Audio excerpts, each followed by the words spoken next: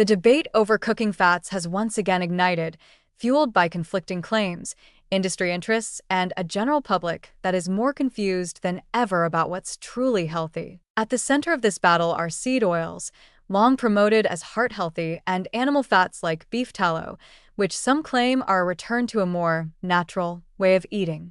But behind the rhetoric and social media trends, the reality is far more complex, and in many ways, far more dangerous. For decades, scientific research has pointed to the risks of consuming too much saturated fat, particularly from sources like beef tallow, lard, and butter.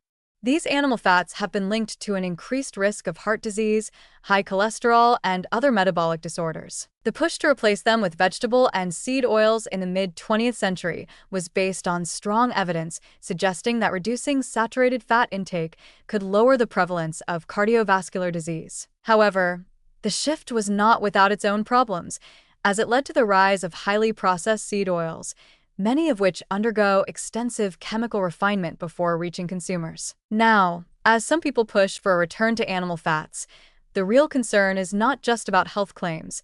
It's about how little we actually understand the long-term effects of these choices. One of the most dangerous aspects of this debate is the misinformation surrounding it.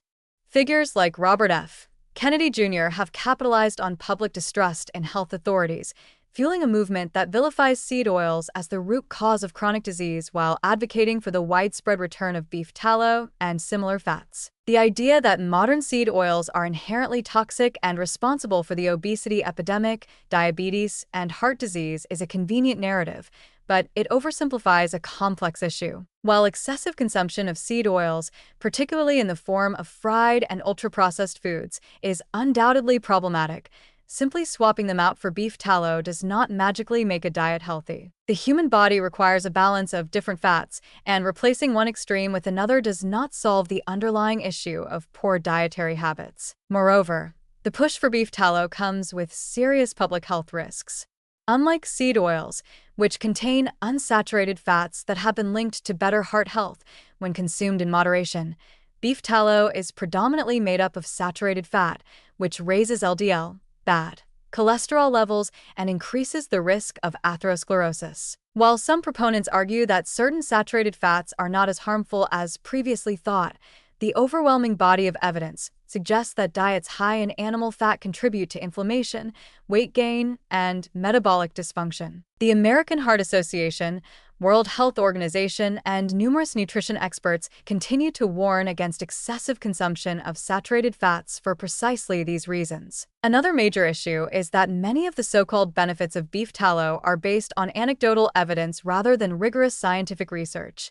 The argument that it is a more natural fat ignores the fact that modern commercial beef tallow is highly processed. Large-scale rendering plants refine tallow using chemical treatments similar to those used in the production of seed oils, raising questions about the assumption that it is inherently healthier. Additionally, the meat industry itself has a vested interest in promoting beef tallow as a desirable product, particularly as the demand for leaner cuts of meat has left producers looking for ways to sell the excess fat that would otherwise go to waste. In essence, this is not just a debate about nutrition, it is also about corporate interests shaping public perception. The return to beef tallow also raises concerns about sustainability and environmental impact. The production of beef is already one of the leading contributors to greenhouse gas emissions, deforestation, and excessive water consumption. Encouraging widespread use of beef tallow as a cooking fat only increases the demand for industrial cattle farming, further exacerbating climate change and environmental degradation. In contrast, many plant-based oils, particularly those from sources like olive, avocado, and even canola, have a much lower environmental footprint. This is a critical point that often gets lost in the conversation, as those advocating for beef tallow rarely address the larger consequences of increased meat and fat production. Another danger lies in the unpredictability of public health trends. Nutrition science is constantly evolving, and history has shown that what is considered healthy can change over time. The low-fat diet craze of the 1980s and 1990s, for example, led to an overconsumption of refined carbohydrates, which contributed to rising rates of obesity and diabetes. Similarly, trans fats, once recommended as a replacement for saturated fats, were later found to be even worse for cardiovascular health and were ultimately banned in many countries. The push for beef tallow risks repeating these same mistakes, replacing one problematic fat with another without fully understanding the long-term consequences. It is also crucial to recognize the role of industry influence in shaping this debate.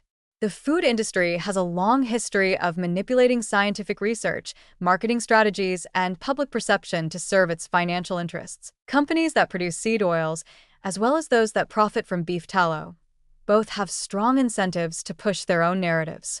The average consumer is caught in the middle, bombarded with conflicting messages about what is safe, what is dangerous, and what constitutes a natural diet. Unfortunately, this confusion often leads people to make dietary choices based on fear rather than evidence, further complicating efforts to promote genuine public health. Ultimately, the debate over seed oils versus beef tallow is a distraction from the larger issue.